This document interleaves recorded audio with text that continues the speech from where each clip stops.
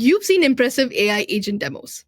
But what separates a cool proof of concept from an enterprise grade agent that your businesses can actually rely on? It's making the agent robust, scalable, and secure. And that's exactly what we're going to build today. In this video, we're going to build, deploy, and monitor a complete agentic application from scratch using Google's Agent Development Kit. And to guide us, we have a developer advocate, Ayo Adeteji. Ayo, welcome to the show. Great, thanks for having me. We're going to build something I think is really practical, a code reviewer agent. It takes a user's Python code, validates it, checks the style, tracks the progress, and even uses long-term memory to give personalized feedback. And that sounds incredibly useful, but also very complex at the same time. And most simple agents actually handle one task pretty well, but this sounds like it needs a whole workflow or a process, right? Exactly, and that's the problem we're tackling. A real-world agent isn't just a single prompt, it's a workflow. If you try to build this as a giant monolithic agent, it becomes brittle and hard to maintain. And in this workshop, we're going to show you the complete playbook. You will learn how to build a functional multi-agent with custom tools to grade the Python code, manage context using session state, long-term memory using Vertex AI Memory Bank, and artifacts. You will also learn how to deploy your agent as a scalable service on the Vertex AI Agent Engine, and finally, monitor your deployed agent using CloudTrace. Let's begin. But before we deep dive into the code with Ayo, let's walk through the architecture we're building. And this is the big picture map that will guide us through the concepts we're about to cover. The most important thing to grasp here is that we're not actually building a single monolithic agent, but instead, we're actually building a system of specialized agents. For the review phase, we use a sequential agent, and this actually forces a strict order like an assembly line. First, the analyzer agent parses the code structure, and second, the style checker agent reviews for PEP8 compliance. And then third, the test runner agent actually executes the code to find bugs. And finally, once all this is done, the synthesizer agent takes all those results and combines them into helpful feedback that you can then see in the chat. But what if the code has bugs? That's where the fix pipeline comes in. This relies on a loop agent. And inside this loop, the fixer agent writes new code and the test fix agent verifies it. And then the validator agent checks the results. If the tests fail, the validator triggers a retry, sending the agent right back to the start of the loop again. Now, once the code passes, or if we run out of attempts, the report agent takes over to generate the final report. And directing traffic between these two pipelines is our orchestrator. So we have linear workflows and looping workflows running together, but how do they actually share information with each other? Well, they use a shared context, which is basically their shared brain. This brain has three key parts for different kinds of shared contexts. First, for the current conversation, they have session state. Think of this as their short-term notepad. It's where the code analyzer can leave a note for the style agent. We can control if that note lasts for just one turn, the whole chat, or even for every chat a specific user has. Next, for remembering a user from last week or last month, they need memory. This is their long-term memory, and it will allow the agent to truly offer personalized feedback over time, like noticing a student's improvements. And finally, what if the user submits a massive code file? We don't want to clog up the system's memory with that. For large files, they use artifacts. It's their filing cabinet for storing and retrieving big chunks of data. Once we've built our agent, along with the tools and the shared context we just discussed, you can run them locally to see how they work. But I wish it'd stop there. But the next part is to productionize the agent. And today, we'll be looking at the bare bones of what you need to productionize an agent. So until now in development, we would use something called an in-memory session or an in-memory memory service. Like the name conveys, all the shared context is in the memory. But when we move to production, we need to switch this to a persistent service like the Vertex AI Session Service and the Vertex AI Memory Bank. Now, once we've built an agent with its tools and the brain, the next step is deployment. And this is where we make our agent available to everyone else, and it brings up a crucial question, Ayo. Where should we deploy this agent? Great question. Your deployment choice really depends on your use case and your architecture. If your agent is a self-contained microservice and you just need a secure API to call it, deploying directly to Agent Engine is a fantastic choice. Choose Cloud Run when you have variable traffic patterns or want serverless scaling. It's perfect for agents that need to scale to zero during idle periods to minimize costs. And go with GKE when you need full Kubernetes power, like custom networking, GPU nodes for ML inference, or when you're orchestrating complex multi-agent systems that require stateful sets or specialized operators. For our use case today, because we want that managed session state and memory right out of the box, our choice is going to be Vertex AI Agent Engine. Think of this as a fully managed office building for your system. It handles the security, the scaling, and the infrastructure so you don't have to write any code. And finally, no production system is complete without a way to see what's going on inside it. Agent Engine is wired for observability using CloudTrace. Think of these as security cameras letting us watch every step of your agent workflow to find bottlenecks and to debug issues. So there it is, a team of specialist agents orchestrated by a manager or a workflow agent using a three-part shared context, all running within a managed platform with full observability. Alright, with that complete map in our heads, let's hand it over to Ayo and start writing some code. Let's go. In this code lab, you will go from being a user of Vibe coding tools to a creator by building a production-grade AI code review assistant. We'll build a multi-agent system that analyzes code with deterministic tools, executes real tests, provides feedback, and deploys to Google Cloud with full observability. Let's begin with Chapter 2, your first agent deployment. We'll start by properly setting up our Google Cloud environment. First, inside the Cloud Shell terminal, we need to set our active project. We'll run the command gcloud config set project using the Google Cloud Project Environment variable, which is automatically set for you. With the project set, we can move on to verification. Next, we'll run a quick command to confirm the project is set correctly. The output shows our active project ID, which looks right. Now let's check our authentication status with gcloud auth list. You should see your account listed with active next to it. If your account isn't active, you can simply run gcloud auth application default login to authenticate. Before we build any agents, we need to enable the essential APIs. We'll enable the AI platform and compute engine APIs, which are necessary for running our basic agent. This may take a minute. Okay, the operation finished successfully. Our core APIs are ready. Now we'll install the Google Agent Development Kit, or ADK, using pip install. We'll add the upgrade flag to ensure we get the latest version. To verify the installation, we'll run the command adk version. It may take a few seconds to run right after installation.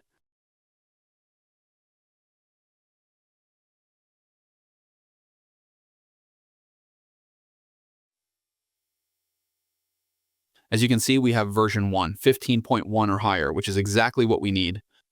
With ADK installed, we can now create our Hello World agent.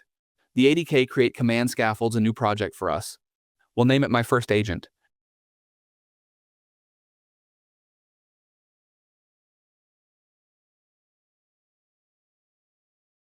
We'll choose Gemini 2.5 Flash as the model, select Vertex AI as the backend, and accept the auto-detected project ID and default region. The ADK has now created an agent directory with 3 essential files, a .env file for configuration, an init.py to mark it as a Python package, and the agent.py file containing our agent's definition. Let's change into the My First Agent directory and list the files to see what was generated. And there they are, just as expected. Now let's quickly check the configuration file.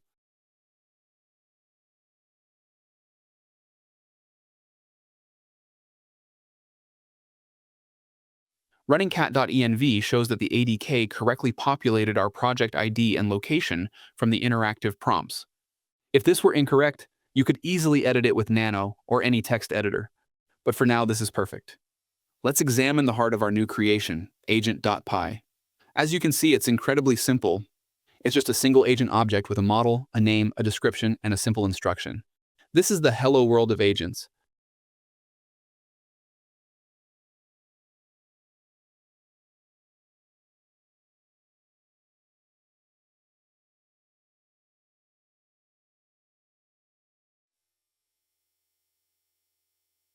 To test it, we'll navigate back to the parent directory and use the command ADK run my first agent. This starts an interactive console session where we can chat directly with our agent. You can see the user prompt is waiting for input. Let's ask it a basic question. Hey, what can you do?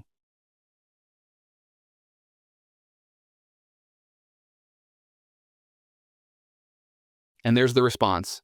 It's a standard helpful reply based on the simple instruction we gave in agent.py. Now let's test its limits. We'll ask for the current weather.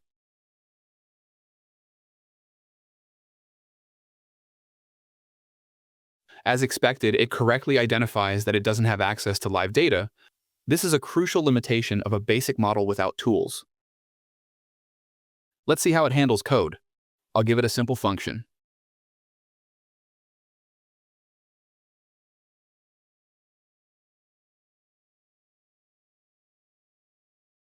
The review is reasonable. It identifies the function's purpose and even suggests good practices like adding doc strings and type hints. But it's just talking about the code. It can't parse its structure, run tests, or check style compliance. To do that, we need architecture. Let's exit with Control-C. This brings us to Chapter 3, Preparing Your Production Workspace. That simple agent was a good start, but a real-world system needs a robust foundation. We'll start by cleaning up our basic agent and cloning the full production scaffold from the Git repository provided with the code lab. We'll also switch to the code lab branch, which contains the complete project structure with placeholders for us to fill in. As you can see, this is a much more comprehensive structure. We have dedicated directories for subagents, tools, and deployment scripts. This separation of concerns is a key production principle. If we look inside tools.py, you can see the placeholders, such as Module 4, Step 2, Add State Storage, where we'll be adding our code. Note these modules are based on the code lab sections for those following along there. Now back in the terminal, we'll create and activate a Python virtual environment. This isolates our project's dependencies from other Python projects on the system. Your prompt should now show .venv at the beginning. Next, we install all the necessary production dependencies, including Google ADK, PyCode style, and Vertex AI, by running pip install with the requirements file. And then we run pip install-e. The editable mode flag is important because it allows Python to find and import our code review assistant modules from anywhere in the project, which is essential for our structured application. We'll copy the example environment file to create our own .env file. Then we'll open it to edit. We just need to replace the placeholder for the Google Cloud Project environment variable value with our actual project ID. The other defaults are fine for now. The other values will become relevant when we deploy our code review assistant later on. Let's make sure to update the project ID value and then save the file. We can quickly verify the changes by running cat.env. Everything looks correct.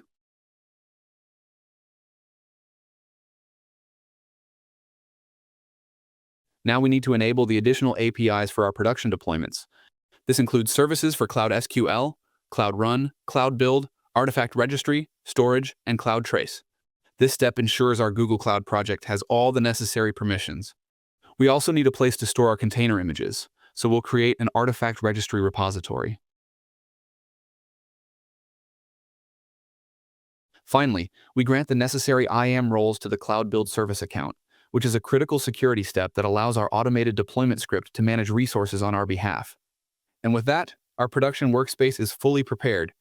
We have our code, our isolated environment, and our cloud infrastructure ready to go. Let's move on to Chapter 4, Building Your First Agent. We'll start in tools.py. Here's the scaffold for our Analyze Code Structure tool. The first step is to enable state storage, which allows our tool to share its findings with other agents in the pipeline. We'll replace this placeholder with these lines. We're using our state keys constants to write the original code, the detailed analysis, and the line count to the shared state. Think of this as writing on a shared whiteboard for the other agents to see. This constants pattern prevents silent bugs from typos. Let's open constants.py and take a closer look.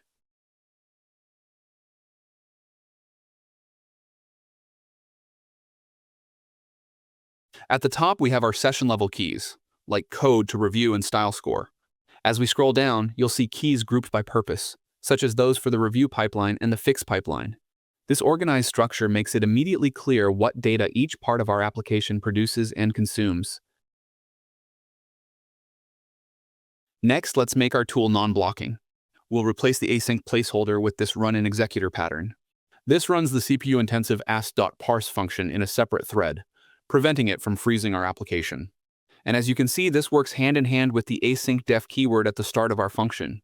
The async keyword alone isn't enough. It only gives the function the ability to be paused. The run_in_executor is what actually does the work in the background during that pause, preventing our entire application from freezing. Now for the core logic, we'll replace this placeholder to call our helper function, extract code structure, which will also run in the thread pool, and now we'll paste in the helper functions themselves.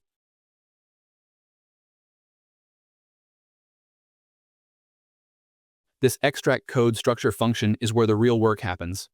It walks the abstract syntax tree, or AST, to deterministically extract detailed information about every function, class, and import in the code.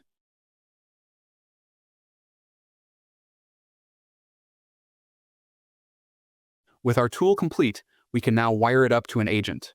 Let's open the code analyzer.py file. We'll replace this placeholder with the complete agent definition. Notice the choice of model and the detailed instruction prompt. We are being very explicit, telling the agent its exact task and, crucially, what not to do, like fixing the code. This prevents the agent from being over-helpful and corrupting our analysis pipeline. We pass our analyze code structure function into the tools list, and we set the output key. This tells the ADK that whatever this agent produces should be stored in the session state under the key structure analysis summary, making it available to the next agent in the chain. Now let's test our work. The project includes a test script for our analyzer.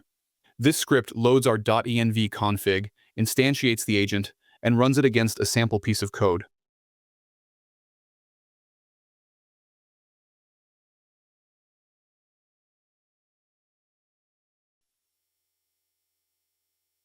Now navigating back to the terminal, let's execute python test/testcodeanalyzer.py.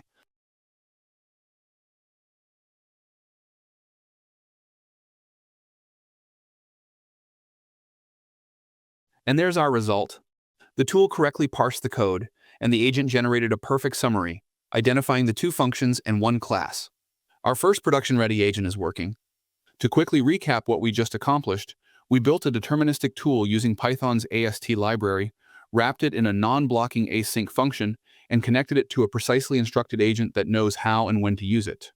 This separation of deterministic work from LLM reasoning is a cornerstone of reliable AI systems. The key takeaways are: use tools for deterministic work, use agents for reasoning and orchestration, and use state with constant keys to pass data reliably between them. Now in Chapter 5, we will assemble a full review pipeline. We're back in tools.py to add our second tool, the style checker. This function uses the PyCode style library to identify PEP8 violations. Now notice the very first thing this function does. It retrieves the code from the shared state. This is the crucial connection in our pipeline.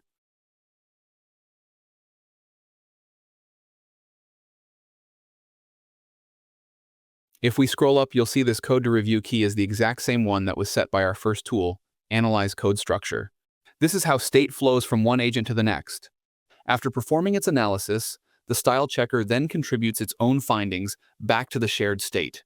As you can see here, it writes the style score, style issues, and style issue count, making them available for the agents that will run later in the pipeline.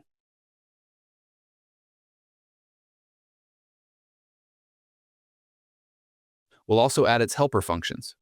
These helpers perform the actual style check, add our own custom naming convention checks, and calculate a weighted score. This gives us a more nuanced view of code quality than just counting the number of errors. The main check code style tool orchestrates these helpers and handles writing the results, the score, the issues, and the issue count back into the shared state for the next agents to use.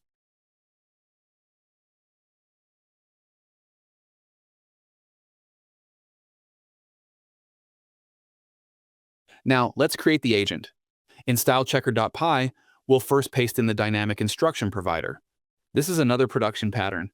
Instead of a static string, we use a function that injects data from the session state directly into the prompt.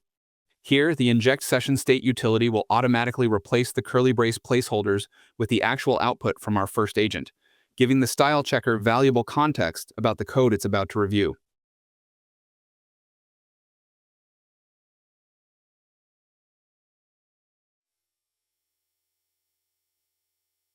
Next, we define the agent itself.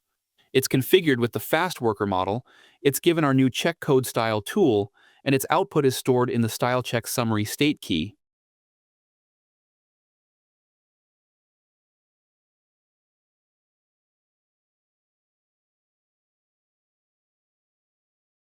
Moving on to our third agent, the test runner. We'll paste in its instruction provider. This prompt is crucial. It tells the agent to generate 15 to 20 comprehensive tests, execute them, and most importantly, output its findings in a very specific JSON format. This strict JSON output is not for human eyes. It's a structured contract that our final synthesizer agent can reliably parse to understand exactly what bugs were found.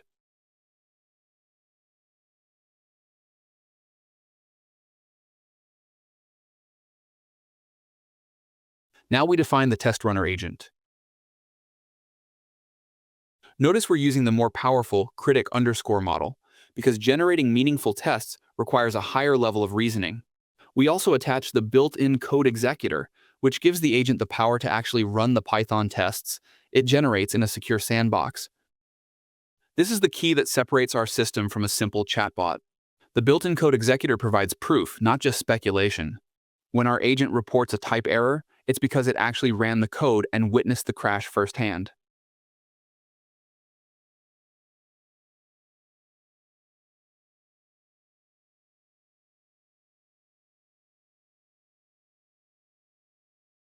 Now for our final and most sophisticated agent, the feedback synthesizer.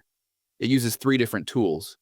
The first, search past feedback, will query the ADK's memory service for past reviews for this user, enabling personalized, context-aware feedback.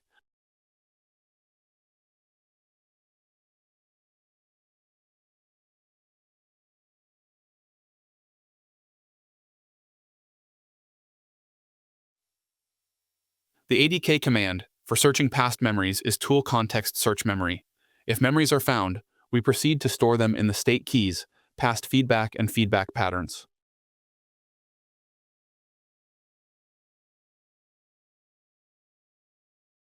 The second tool, update grading progress, is a state management workhorse. It updates temporary, session level, and persistent user level metrics, like calculating the score improvement since the last submission.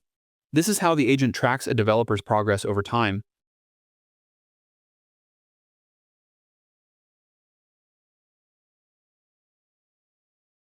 The third tool, Save Grading Report, gathers all the data from the entire pipeline, the code, the analysis, the style score, the test results, and saves it as a comprehensive JSON artifact. This creates a complete audit trail for every review.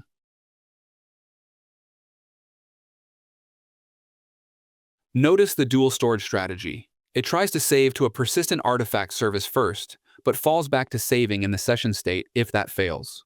This is a great production pattern for resilience.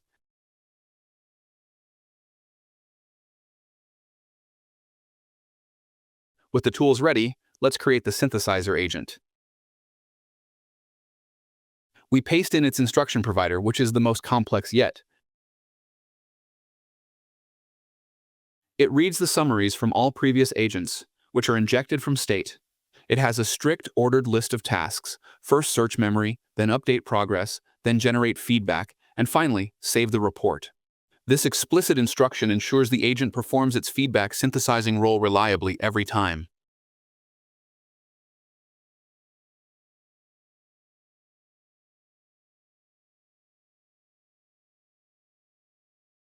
Finally, we define the agent. We assign it the powerful critic model, Gemini 2.5 Pro, because this task requires the most nuance. It has to parse structured JSON from the test runner, integrate historical patterns from memory, and synthesize all of this into helpful, encouraging, and actionable feedback. We provide all three tools we just created and set the output state key to final feedback.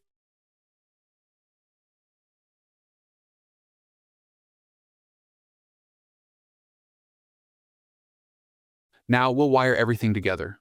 In our main agent.py file, we'll add the imports for the 4 specialized agents we've just configured: the code analyzer, the style checker, the test runner, and the feedback synthesizer.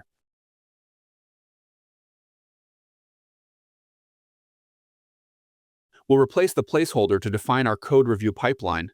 This is a sequential agent, which ensures that our 4 sub-agents execute in a strict, predictable order, with the state from each one flowing to the next. We then define our root agent, whose only job is to delegate user requests to this pipeline.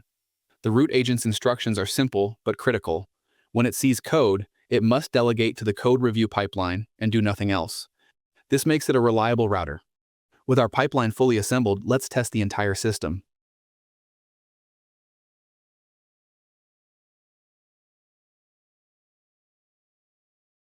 We'll run ADK Web to start the ADK's development UI. In the browser, we'll open the web preview, select our agent, and paste in a depth-first search algorithm implementation that has a logical flaw for the purpose of testing and validating performance of our code review assistant.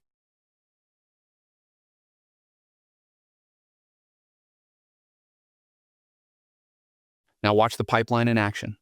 In the Events tab, you can see each agent executing in sequence. First, the code analyzer runs. If we click on the Check Code Style event, we can expand to show the details. We can inspect the raw data for any event. Here, in the request, we can see the full prompt and tools passed to the LLM. As the agents complete, the final polished response from the feedback synthesizer is assembled.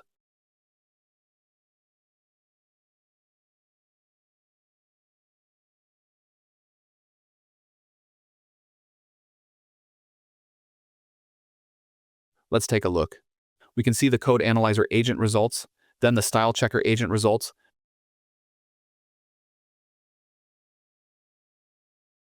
Then the test runner agent get activated and the test cases generated and the corresponding results.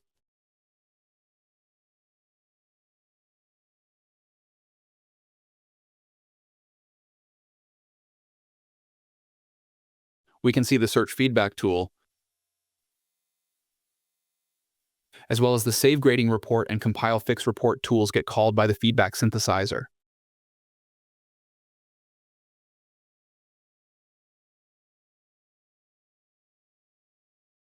And here is the result of our 4-agent pipeline. It's a complete report that includes a summary, strengths, a detailed analysis of structure, style, and the test results, correctly identifying the critical bug, and provides clear, actionable next steps. This is the power of a multi-agent pipeline. It transforms raw, technical data from deterministic tools into a helpful and educational experience. Now let's stop the server. Welcome to Chapter 6. We've built a pipeline that can find problems. Now we're going to build one that can fix them. Let's implement the agents starting with the code fixer. First, we'll add in the instruction provider. Like before, this uses a dynamic template that injects data from the shared state. It pulls in the original code, style score, and test results from the review pipeline. This gives the agent all the necessary context about what went wrong. Now look closely at the critical instructions. We are being extremely explicit. The agent must output only the corrected raw Python code. No explanations, no conversation, and no markdown code blocks. This is because its output will be consumed by another agent, the test runner agent, which expects a clean, executable file, not a chatty response. Next, we'll define the agent itself. We'll give it the name Code Fixer and assign it our worker model, Gemini 2.5 Flash, which is powerful enough for this code generation task. We're also providing the built-in code executor. And finally, and most importantly, we set the output key to code fixes. This tells the ADK to take the raw Python code generated by this agent and save it to our shared state. The next agent in the loop can then access this corrected code by using that exact key. Next, in fixTestRunner.py, we define the test runner for our fix loop. It takes the newly generated code from the code fix's state key and runs the exact same battery of tests, comparing the new results with the old ones. Its job is to report back, in structured JSON, whether the pass rate has improved and which tests are still failing.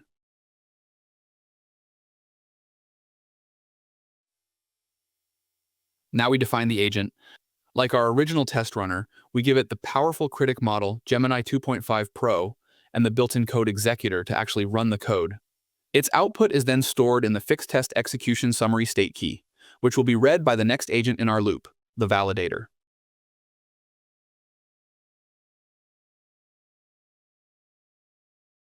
Now for the validator, which needs 3 new tools.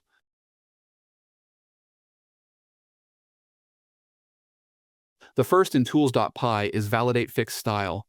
It's very similar to our original style checker, but it specifically runs on the fixed code and compares the new score to the original.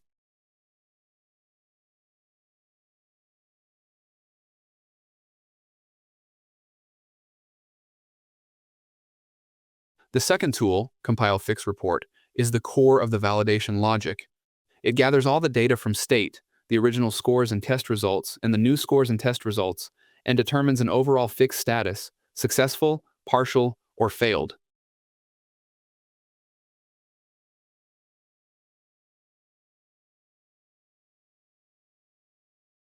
The third and most important tool is exit fix loop. It contains a single critical line, tool context actions escalation equals true. When the validator agent calls this tool, it signals to the loop agent that the fix was successful and that it should stop iterating.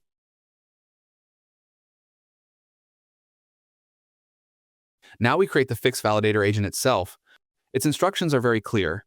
Use its 3 tools to check the style, compile a report, and then, only if the fix status is successful, call exit fix loop.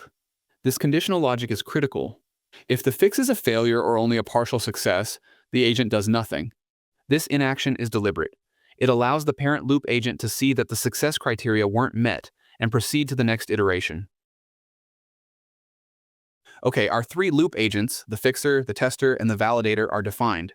Now let's go to our main agent.py file to orchestrate them into a new pipeline. First, we'll add the necessary imports, including the loop agent from the ADK and the new agents we've just created for the fix pipeline. Next, we'll define the core of our fix capability. We create a loop agent named fixAttemptLoop, which will run our 3 agents in a cycle. We set max iterations to 3 as a safety net.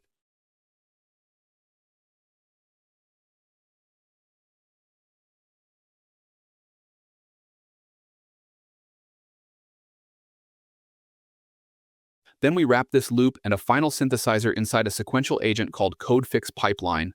This ensures the synthesizer runs only once after the loop completes.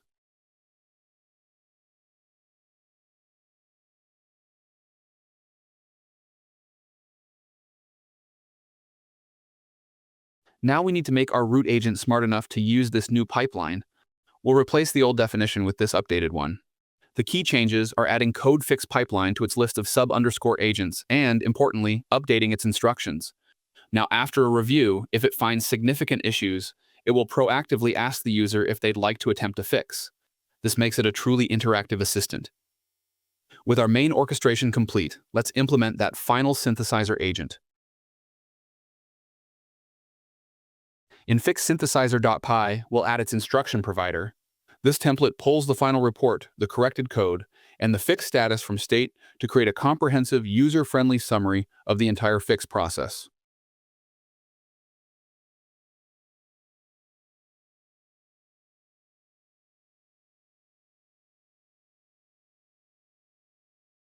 Now, we define the agent itself.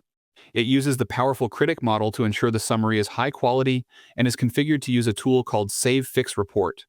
This is the last piece we need. Let's create that final tool now.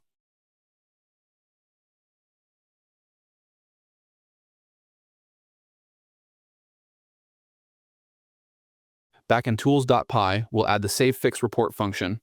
It gathers all the data from the fix pipeline and saves it as a JSON artifact, giving us a complete audit trail for the successful fix.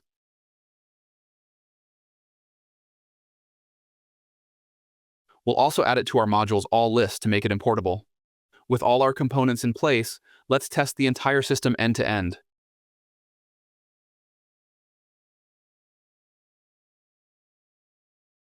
Using ADK Web, we'll start the web UI.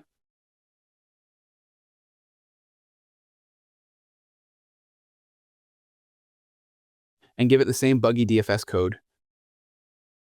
The initial review pipeline runs as before.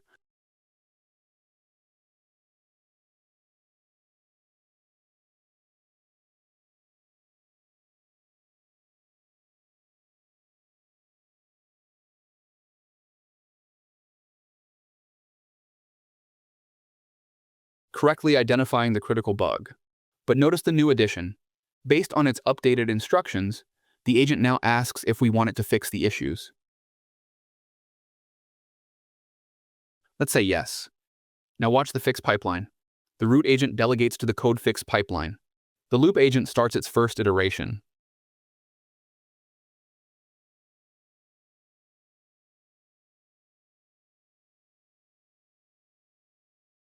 The code fixer agent attempts a fix, but it introduces a new syntax error. The fix test runner confirms this, and the fix validator reports a failed status. Because the exit condition wasn't met, the loop automatically proceeds to its second attempt.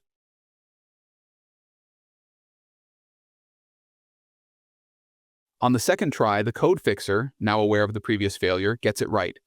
The fix test runner validates the new code and confirms all tests now pass.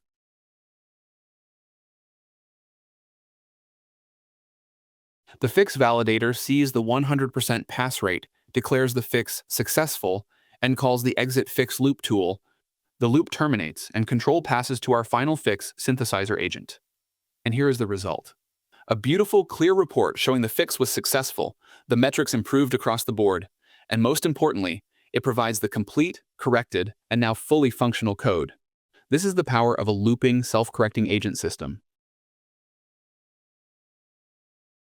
Let's stop our local server. It's time for Chapter 7, Deploying to Production. Our deploy script is the single source of truth for deployment. It handles infrastructure provisioning like enabling APIs and setting IAM permissions, and orchestrates the deployment to our chosen target, local, Cloud Run, or as we'll do now, the fully managed Agent Engine. Before deploying, we need to configure our cloud storage buckets, which are needed for our Agent Engine deployment. We'll edit the .env file and set the staging bucket and artifact bucket variables using our unique project ID to ensure the bucket names are globally unique. The deployment script will create these for us.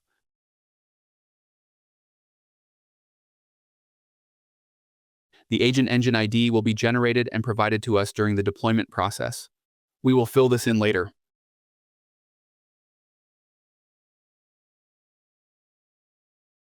Now that we've set our bucket names, let's look at the script that will use them. This deploy script is the single source of truth for deployment. At the top, it handles configuration, sourcing our .env file and setting sensible defaults. But the real power is in these helper functions. We have functions to ensure APIs are enabled, to ensure buckets exist, and to ensure IAM permissions are set correctly. This makes the script idempotent, meaning we can run it multiple times without breaking anything. Finally, the main logic is a simple case statement that routes to the correct set of functions based on the argument we provide: local, Cloud Run, or as we'll do now, Agent Engine. This script encapsulates all the best practices for infrastructure as code, ensuring a repeatable deployment. Note we are using ADK's built-in ADK deploy command for deployment with a trace to cloud flag which enables automatic observability, which we will cover in the next chapter. Now we're ready. From the project root, we execute deploy.sh agent engine. The script now takes over, performing all the necessary steps. It enables APIs, configures IAM roles, creates the cloud storage buckets, and finally packages and uploads our agent code to Vertex AI, where it provisions a new, fully managed Agent Engine instance. This process will take about 5 to 10 minutes. It's sped up here to maintain pace.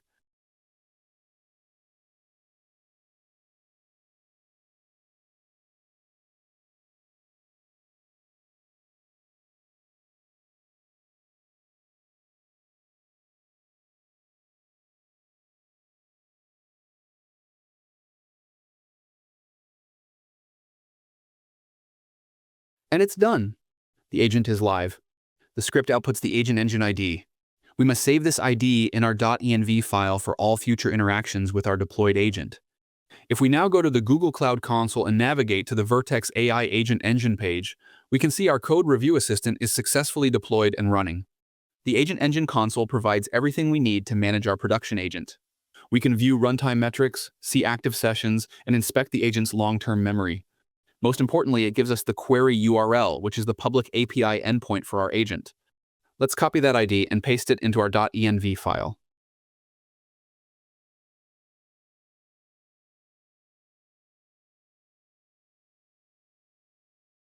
Now we can test our live deployed agent. The project includes a test agent engine.py script.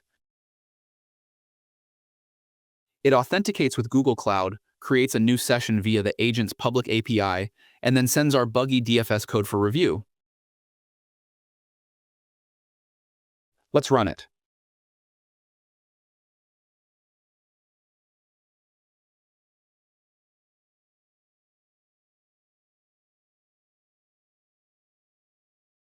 If we take a look at the console, we can see that a new session was created by our test under test user.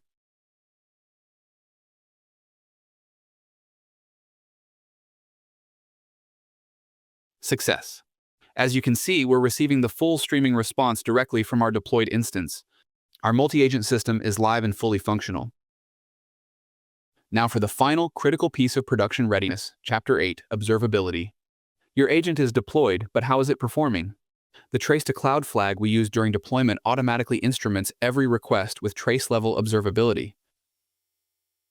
To see this, we'll navigate to the Cloud Trace Explorer in the Google Cloud Console. The list shows the timeline of every request made to our agent. Let's click on one to examine the waterfall view. This Gantt chart shows the complete execution timeline of a single request, breaking down every operation into a span. We can see the code review pipeline and its children. Let's inspect the code analyzer.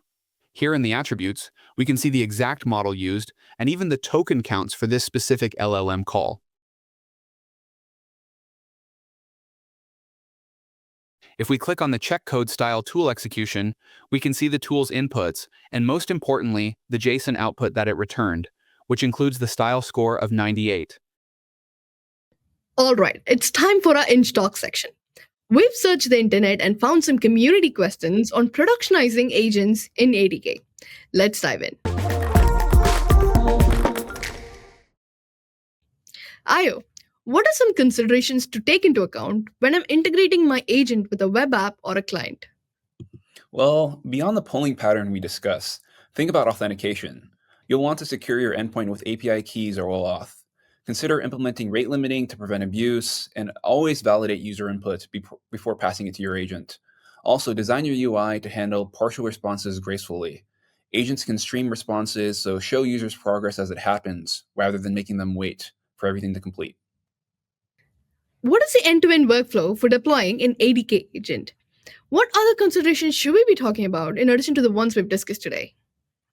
Well, the full workflow includes developing locally, writing tests for your tools and agents, containerizing your application, setting up CI/CD pipelines, deploying to your chosen platform like Cloud Run or GKE, and configuring monitoring. Also setting up evaluation metrics to track agent performance over time, and implementing proper error handling and fallback responses for when things go wrong. And for the viewers, if you want a full video on the agent ops, check out the link in the description below. And now to the next question. How can I safely run untrusted LLM-generated code in my agent? Well, never run untrusted code directly. Use sandbox environments like containerized execution with gvisor. Set strict resource limits for timeout, memory, and CPU to prevent infinite loops or resource exhaustion. Consider using static analysis tools to pre-screen code before execution, and always run in isolated networks without access to sensitive resources. That was our last question. Ayo, thank you so much for walking us through this entire journey. It is actually now clear that building a production-ready agent is so much more than just writing a prompt. That's right. Today we built a complete multi-agent system from scratch using Google's ADK. So thank you for having me. I can't wait to see how our viewers take their side projects and turn them into full-fledged production apps. Amazing. Share your projects, your ideas, and your questions in the comments below, and we'd love to see what you create. For other agentic concepts like evaluation, A2A, MCP, etc., check out the workshop playlist. We have some amazing guests covering so many hot topics. And until next time, happy building!